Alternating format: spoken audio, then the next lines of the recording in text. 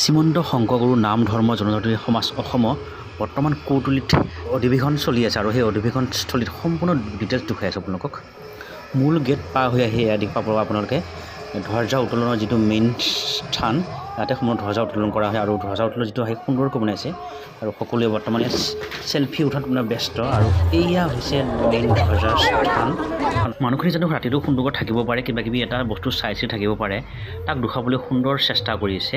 আৰু এয়া হৈছে স্মৃতি তৰ্পণ। স্মৃতি তৰ্পণত কাষতে মানে অলপ দেখুনীয়া কৰিবলৈ, যাতে মানুহে ৰাতি আহি সুন্দৰকৈ চাই অলপ মনটো ভাল লগাব পাৰি, তাকে ব্যৱস্থা কৰিছে চাগে।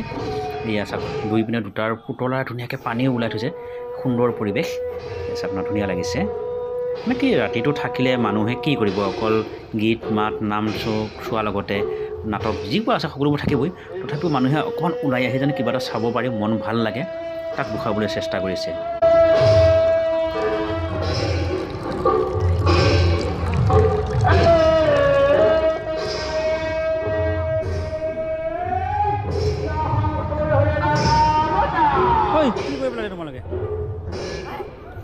এয়া হৈছে মেইন নামঘৰ আৰু মেইন নামঘৰত বৰ্তমান বৰ ধেমালি খোল ধেমালি এইবিলাক চলি আছে। কিছু সময়ৰ পিছতেই অংকীয়া নাট চলিব আৰু তাৰপিছত বেলেগ সাংস্কৃতিক অনুষ্ঠান চলিব। এই অংকীয়া নাটখন উদ্বোধনী কৰিবৰ বাবে বৰ্তমান বৰ ধেমালি খোল ধেমালি কৰিছে আৰু চাইডৰ ইয়াৰ দৃশ্যবোৰ গৈ আছে, আপোনাক নেক্সট দেখাইছোঁ। আৰু এয়া হৈছে বজাৰস্থলী, মানে কি যিসমূহ অধিৱেশনৰ স্থলীত অকল গীত মাত চোৱাৰ লগতে আপোনাৰ সুন্দৰকৈ বজাৰ কৰিব পাৰে, মিঠাই কৰিব পাৰে, যি কৰিব পাৰে আপোনালোকে অলপ বজাৰ কৰিবৰ কাৰণে আপোনালোকে এখন ঠাই আছে। এইকেইদিন ঠাণ্ডাটো অলপ বেছি পৰিছে আৰু ঠাণ্ডা পৰাৰ বাবে চাওকচোন, সম্পূৰ্ণ যি অধিৱেশনস্থলী য'ত মানে আই মাতৃ বা সমস্ত থকা য'ত ৰুম ঠাইত সকলোৱে ৰুমৰ ভিতৰত সোমাই আছে আৰু সেই পিনে খোৱা বোৱা ব্যৱস্থা কৰিছে, তালৈ গৈ আছোঁ।